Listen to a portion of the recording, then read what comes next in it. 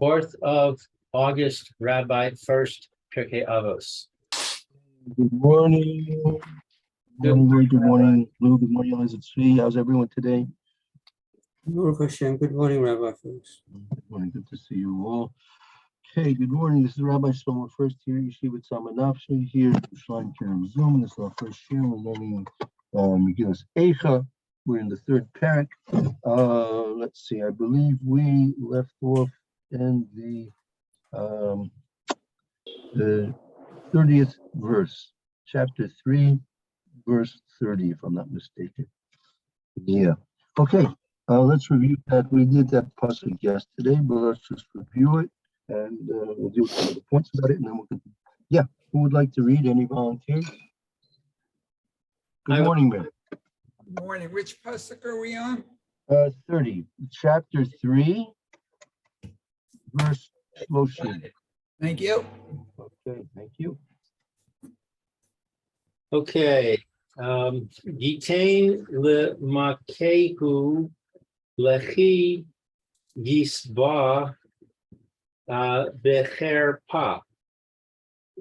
Okay, so let's see. This is what we were discussing. Let one offer his cheek to his smiter. Right. Let him be filled with disgrace. Right. We were discussing that this is not the same as turn the other cheek, and I was trying to understand why it's not. Right. Right. See, this is well, first of all, we have to this concept of turn the other cheek. First of all, is that a pasuk? Is such a pasuk? No, turn the other cheek is a Christian concept, and Right. I learned a long time ago that we don't share that view. But my comment was, this sounds just like turn the other cheek. Turn the other cheek says, don't fight back. When somebody attacks you, don't fight back. Let them hit you again. Right. I don't think the Crusaders believed in that either. Yeah, right. But they had an excuse. They had an excuse. Yeah. They were doing good work. Yeah, really. Very. Yeah. So just in terms of the concept, this seems to be a different concept here. This is and irregardless of what the foolish goyim believe in, we still have to understand what this pasuk means for us. I mean, what does it mean? What does it mean? You should give your cheek to the one who's smiting you. What does that mean exactly? Right? Irregardless of how it might fit into to some general non-Jewish misconceptions. I'm not sure what it means. What does it really mean?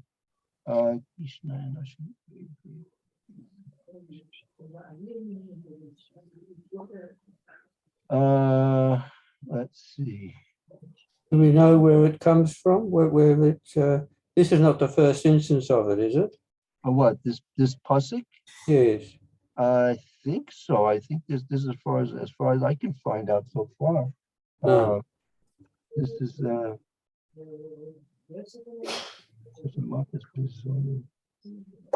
says here,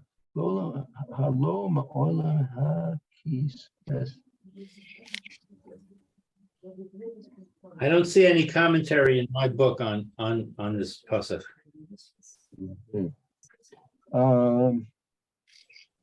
Is the second half there? Let him take his fill of insult.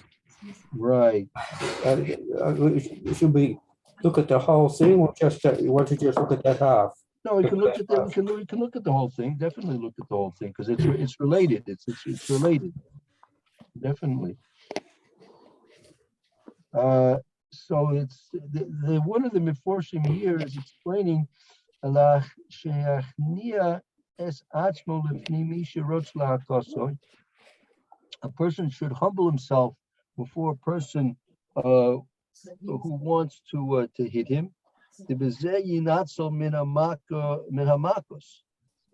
And through this, a person can save himself from getting hit.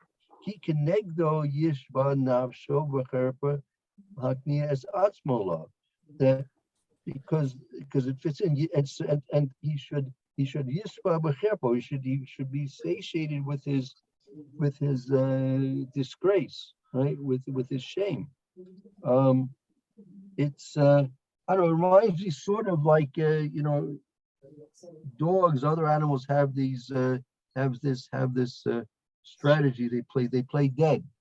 They play dead, right? To feign when some other animal's chasing them, they feign that they've been killed already, and therefore they avoid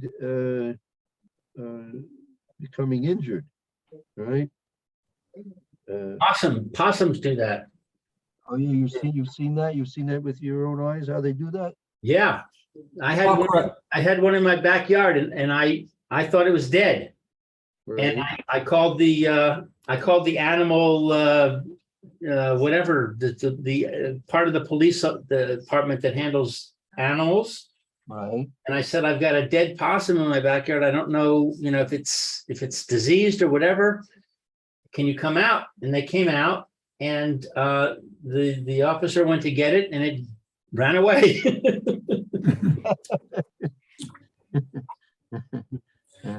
Cockroaches play dead too. Oh yeah, they also do that, yeah? Yes, yeah. We have cockroaches, and you find them sometimes in the morning lying on their backs, absolutely perfectly still. And if you just touch their antennae, then they move, so you know that they're alive. Interesting. And you deal with. They're not playing dead. They're doing the backstroke.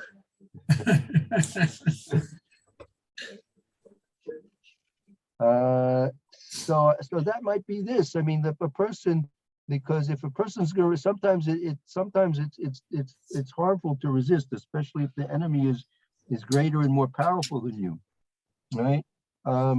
I'm not sure if exactly he's just saying that you should surrender, but it could be a form of surrender. It could be a form of surrender. So and bear the disgrace of having to surrender. It's better to bear the disgrace of surrender than to die foolishly at the hands of a greater and more powerful enemy.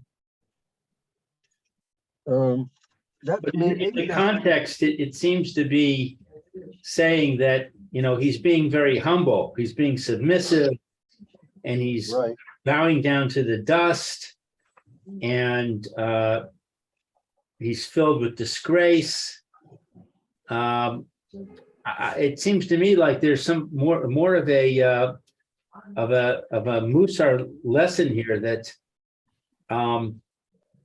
he should be saying, it's my fault that he's attacking me.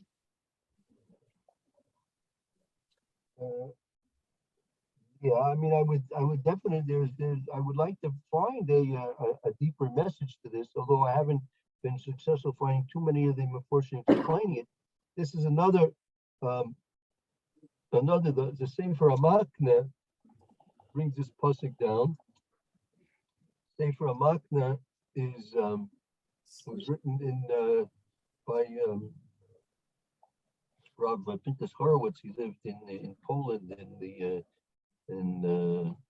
1700s. He was born before the American Revolution, and he says here, his explanation is it's a toiva. It's good advice. Adam roy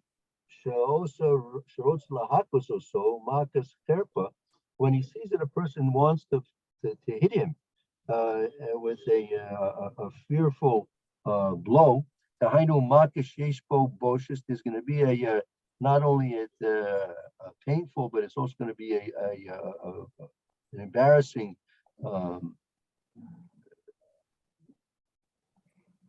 blow he's going to take. Ms. Gabalov, and you see the enemy is going to overcome him.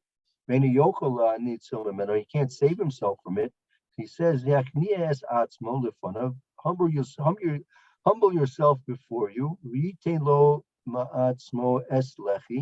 and you should give from yourself, give him your cheek.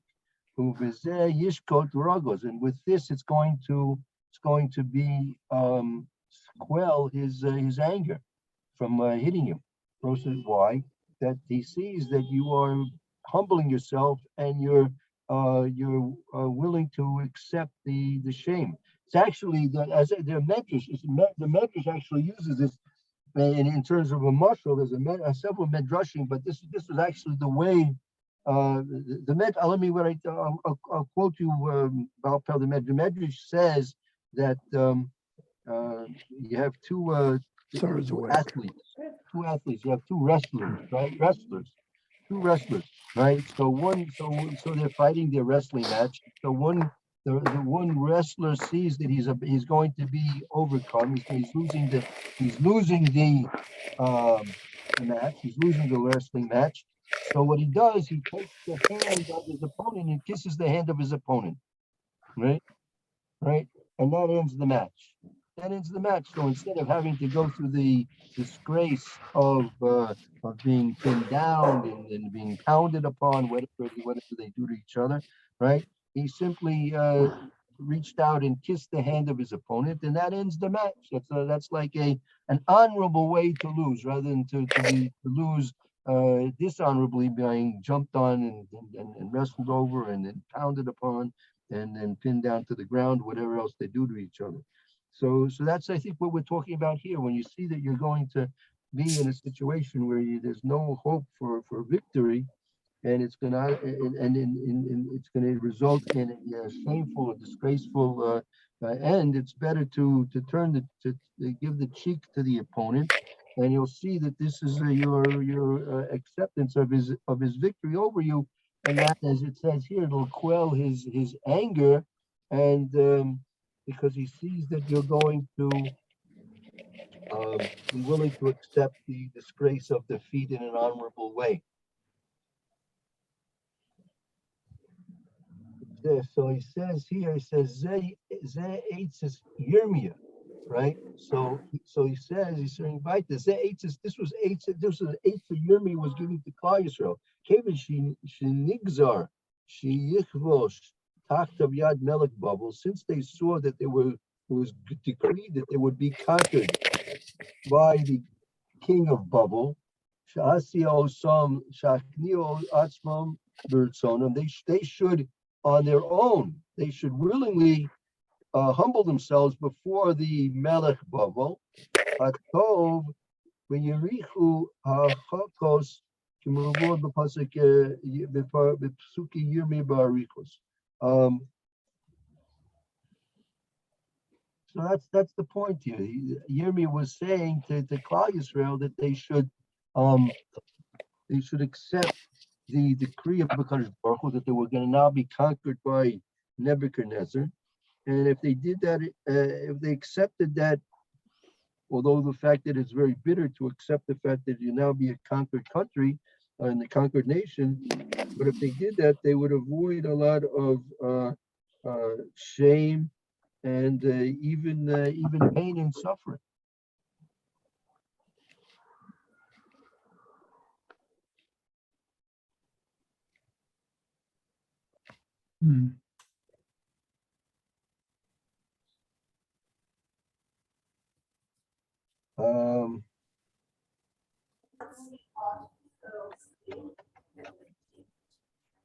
Does that how's that fit for an explanation? Is that okay?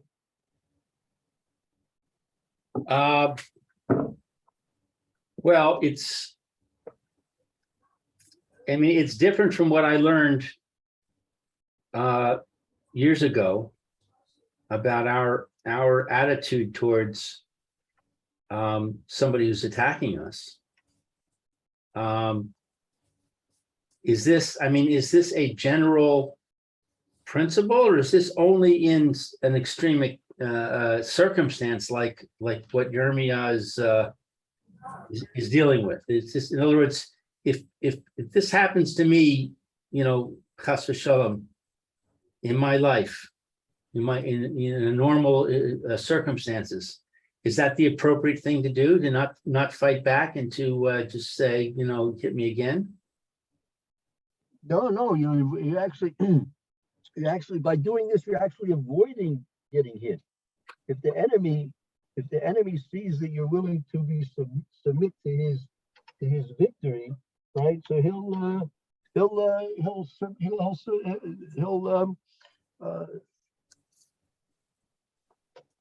acquiesce in terms of he'll relent on his attack. He won't attack.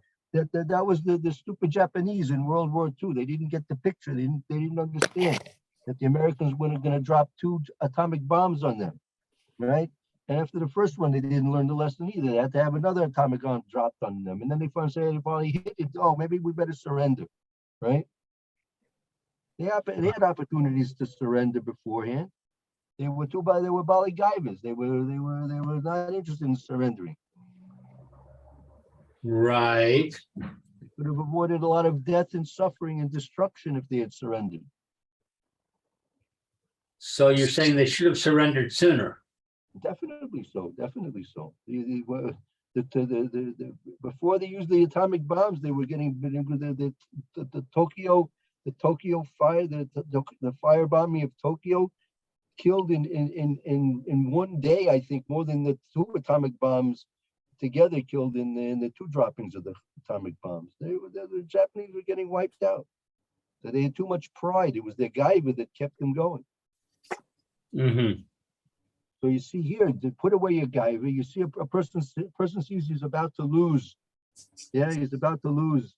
And he's not only going to lose in a way that's going to be shameful, he's going to actually have to suffer, because there's going to be more pain and suffering if the battle continues. So put aside your gaiva, realize what the situation is, that the battle is lost, the war is lost, and put away your gaiva and surrender, and then put an end to the bloodshed and the suffering. That's why I forgot who it was. Some British general said, I don't know which war it was. Some British general said, this is not war, this is slaughter. They're simply just slaughtering the enemy. The enemy didn't have enough seichel to surrender, so they were just slaughtering them. What are they supposed to do? They kept coming at them, so they just shoot them down. So you have to realize that if the enemy is going to overcome you, and the best strategy is to give up, surrender. What if the enemy's not going to overcome you? What if No. you think you're stronger than him? Okay, well, again, that's why it says in the pasuk here. It says in the pasuk,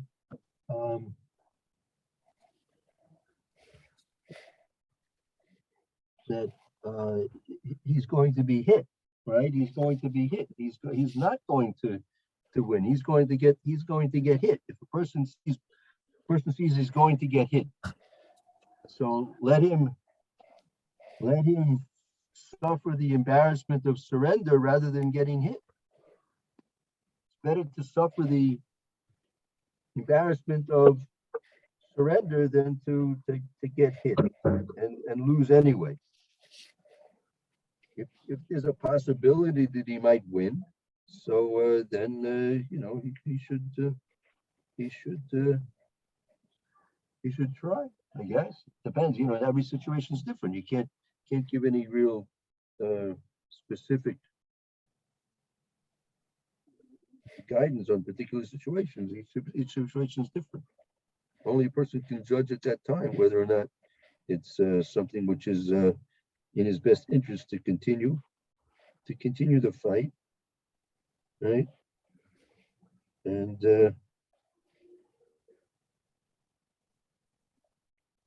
I just read this morning. Someone they had published a part of a diary that was kept in the Warsaw Ghetto, and he writes there that some people were optimistic that there were like forget 500,000 people there, 500,000 people. So the people were optimistic. They said if they start the uprising, they were optimistic that the Germans wouldn't kill them all, because how can they kill 500,000 people? And they learned very quickly how they could kill 500,000 people. So that was not a good idea for them to fight back. of course not. It was a stupid idiot thing to do. Wouldn't they have been killed anyway? Lavdavka, not necessarily so. Not necessarily so. They didn't know when the war was going to end. They didn't know what was Hashem had planned for them, right? But so they could throw a couple of Molotov cocktails at some SS soldiers and think that's going to be a resistance to the whole German army. Just stupid.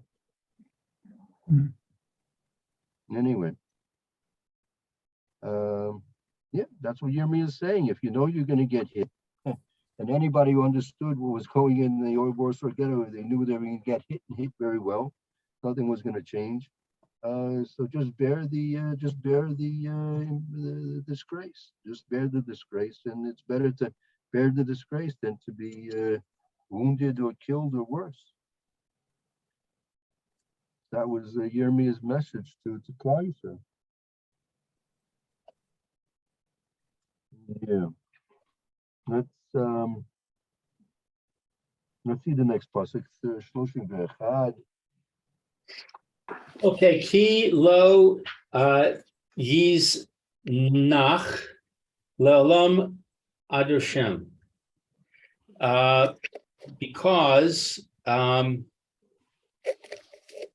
Hashem will not reject forever. Yiznach is to reject. Yeah, Yiznach is to be rejected, exactly. So I would tend to put this together with the previous verse to say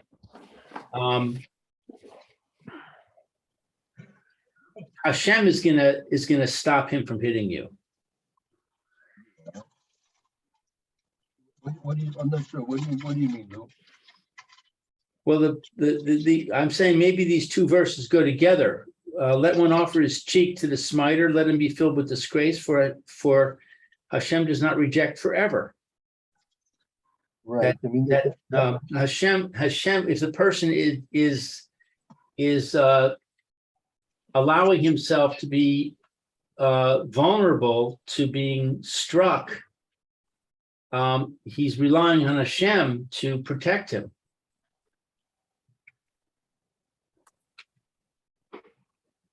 Right. I mean, there's definitely a connection. The word, the key, the word key because there's obviously a connection between the two statements. Right. Right. So, yes, I think even if we go back, we find that let him sit in solitude and be submissive, for Hashem has laid this upon him. Let his mouth it be in the dust, and he'll have hope. Let him not fight back and allow himself to be hit and be filled with disgrace, for Hashem will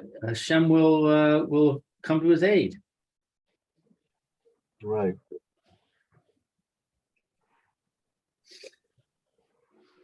Okay. Lamed Bet. Ki im hoga the richam karov chasadav. Okay, so because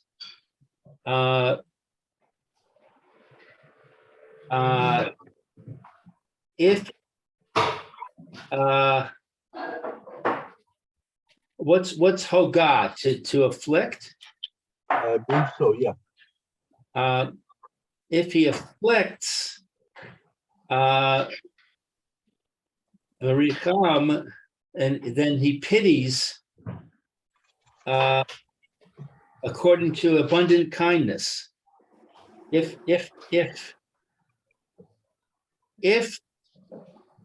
Hashem afflicts, then he has pity. That's not what my English says, though. What does it say? English says he first afflicts, then pities according to his abundant kindness.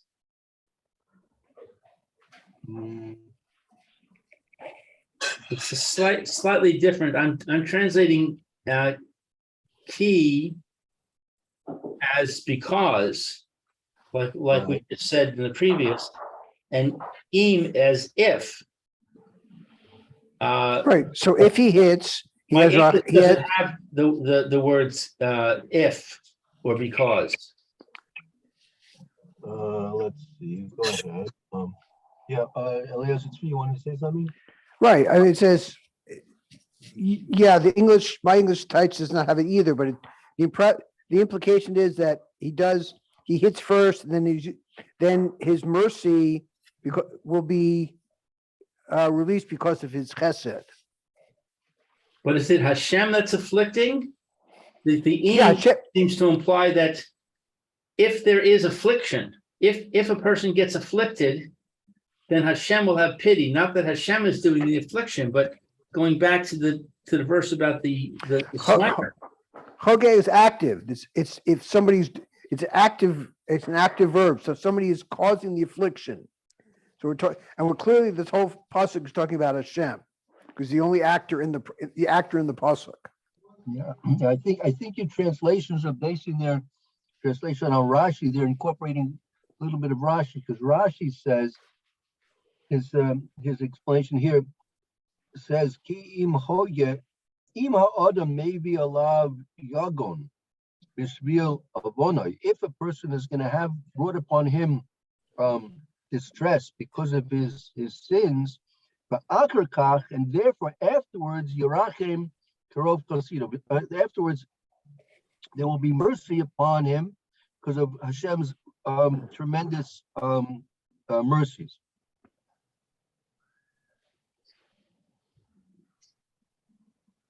Okay, so it could be either way, actually. I mean, Hashem is the ultimate cause, but it could be that the smiter smites you, and then Hashem will have pity on you. No, both halves of the sentence are talking about the pasuk are talking about Hashem. Right, but Hashem, it could be Hashem acting through the smiter. Yeah, that's true. Yeah. It's the same thing. It's the same thing. Okay, Lamed Gimel. Ki lo ina mi libo vayageh b'nei ish.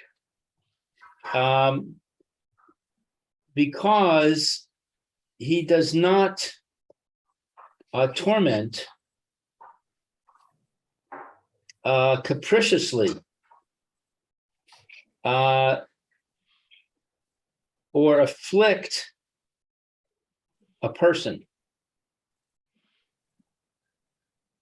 Right. It's not a random operation. It's always a response to an action.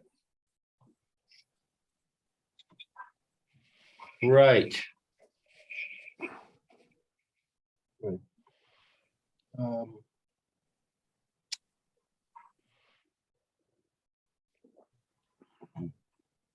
Right. Rashi says, "Kilo yiga b'nei ish melibo merutzono kia avangor." Person, they're really bringing these things upon themselves because it's their sins which are causing these things. Sins are which causing. Kadosh Baruch Hu wants a person to realize he should do tshuva, that even though he might be doing things wrong, if everything was fine with him, he'd never come to a understanding of maybe he should correct his ways It could be the distresses and the tribulations could be atonements, kapparas for a person. Okay. Lidake tachas rag lav kol asire eretz. Okay, so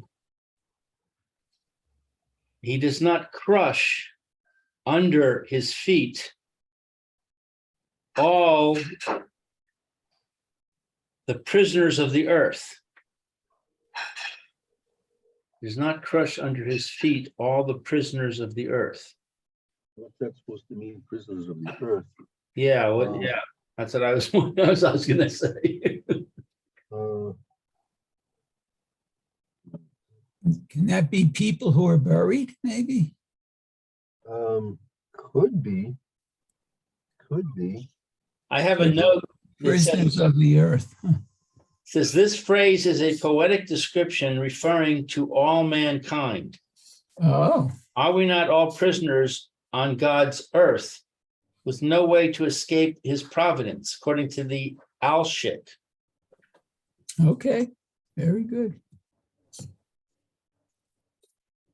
So it says he doesn't crush all the prisoners of the earth. Right. All mankind. He doesn't crush all mankind.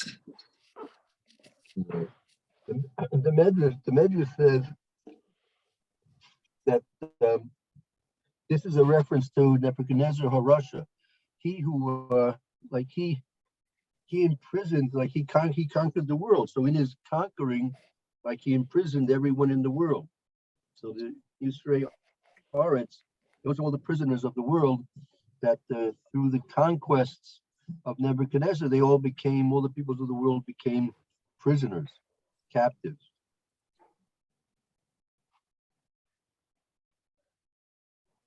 Right. Okay. Let's see. We have Lamed Hey.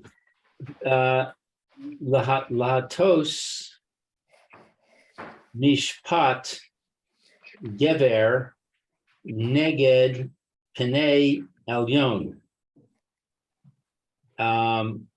Okay, so nor does he deny justice to a person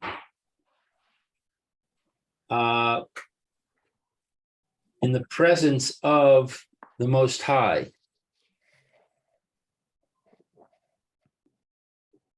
I'm not sure what the word neged is doing in here. Let's see.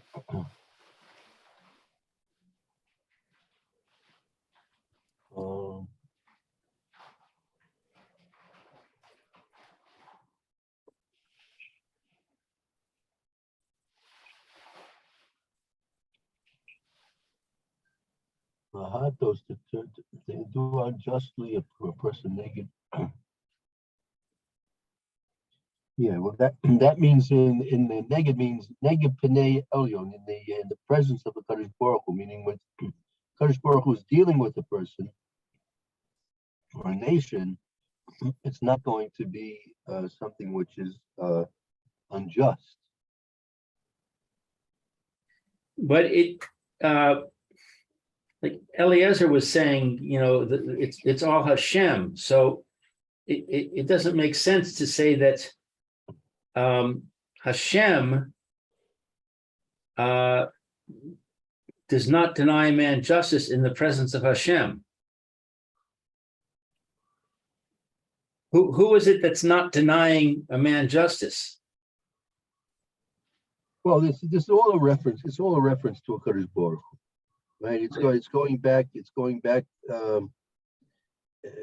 back to the Lamed Aleph, pasuk from the beginning of pasuk Lamed Aleph. It's a reference to a Kadosh Baruch Hu. Right. So it doesn't make sense to say Hashem doesn't do thus and such in the presence of Hashem. It's not a logical sentence. No, because It's really meaning whatever's happening, it's connected to the previous pasuk that called Israel or it's all the prisons of the right. We're talking about a person should not give up hope. That's going back to the 31st Lamed Aleph, and everyone's prisoners. But nevertheless, even though everyone's prisoners, right, there won't be a denial of justice because Hashem is ultimately Hashem is watching, aware, and conducting all these affairs. So ultimately, there's going to be justice.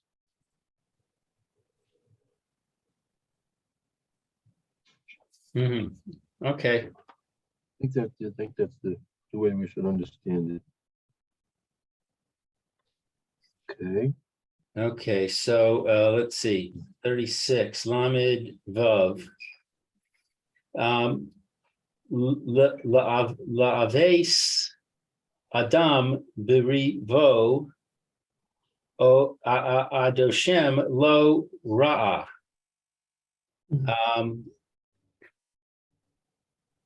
To wrong a man in his conflict, Hashem does not approve. Ra'ah is approve. Meaning it means literally it means raw means to see, meaning to see and not react, not. So Hashem does not approve wronging a person. What does this mean in his conflict? In his riva is to fight, right?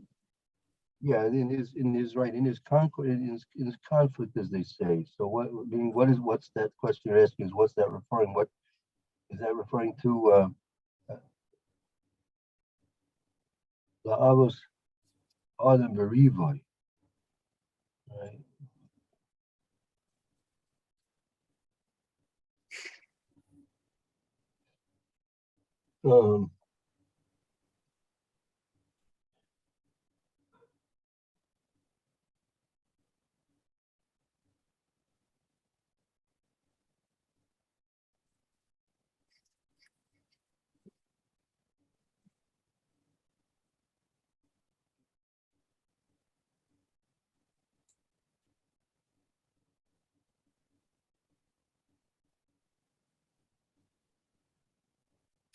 We lost Eliezer.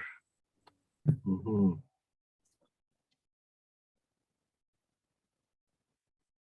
Let's see here. So can it mean that if two men are in conflict, Hashem doesn't get involved between them?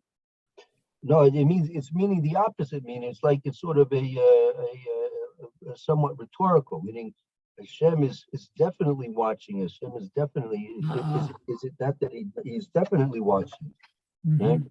Okay. Okay. Well, I think it must go with the previous verse. Hashem doesn't deny a person justice in his presence to wrong a man in his conflict. He doesn't deny him justice to wrong him in his conflict, but I don't understand what the conflict is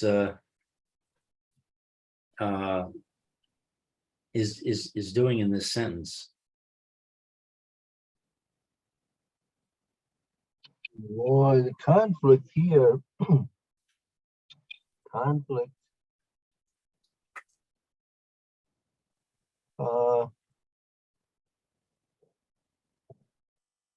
It's not simply like a fight, but it's also it's the person's turmoil, the turmoil that the person's in. Hashem is most definitely aware of what the person's going through and what he's experiencing.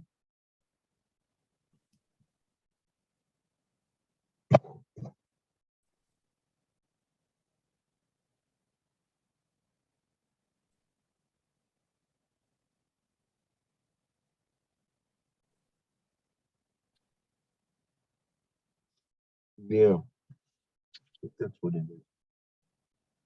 Right. Is this conflict referring back to Pasuk Lamed with the smiter? It definitely could be. I think it means that plus there's more that I would probably be a general reference to anything that any disputes that a person has to experience.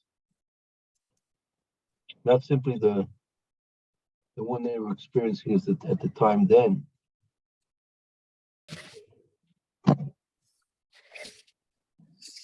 All right, weiter. Yeah.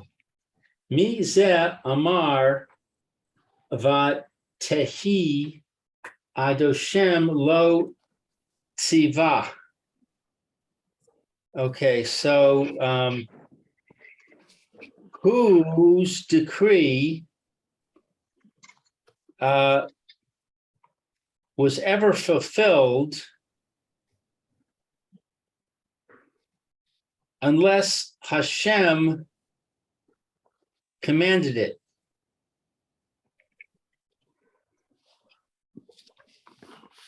Okay, that gets back to what we were saying before, that it's all Hashem. So if it says that Hashem afflicts him, it could be that it's the smiter who's afflicting him, and Hashem is the one that's causing it. Right. Couldn't lose sight of the fact that this is all ordained from a Kadosh Baruch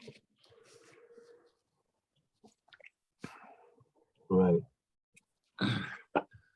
Okay. Mipi elyon lo seitzei haraos v'hatov. Okay, so that means from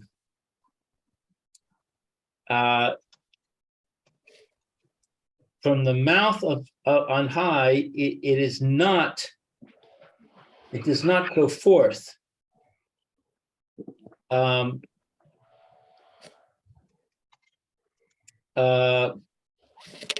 good and evil. Good and evil. Oh, I'm sorry. It is not from the mouth of Hashem that good and evil go forth.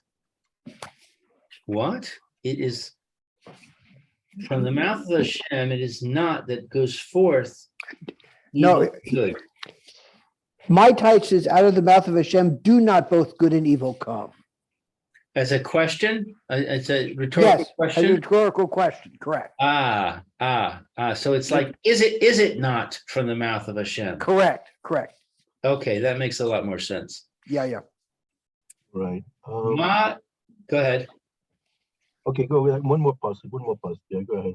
Okay, ma yis onein adam chai gever al chata'av.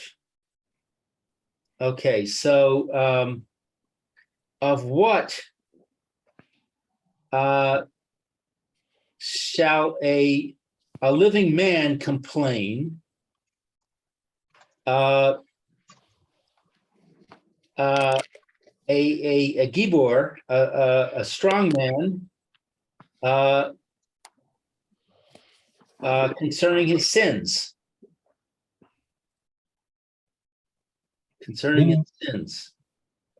Right. What- Meaning What shall he complain about his sins? it's also somewhat rhetorical. Meaning the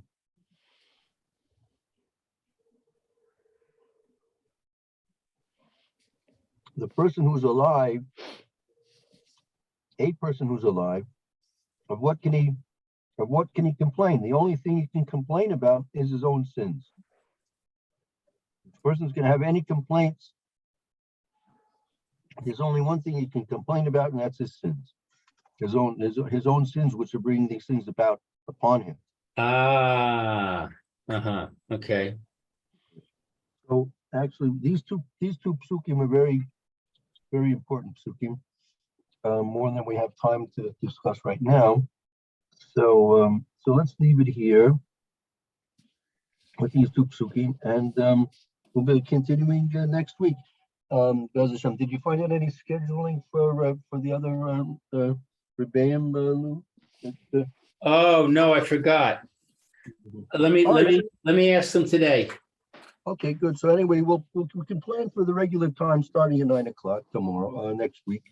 That'll be tomorrow's Erev Shabbos, so 9:30. If anyone wants to Chumash, we can talk about a bit of Chumash, Parsha Shavua, and then next week would be Yom Sheni. Yeah, so Monday from 9 till 10:30 for you. I think so. Yeah, I think. All right, if it has to change, I'll call you or I'll Very email good. you.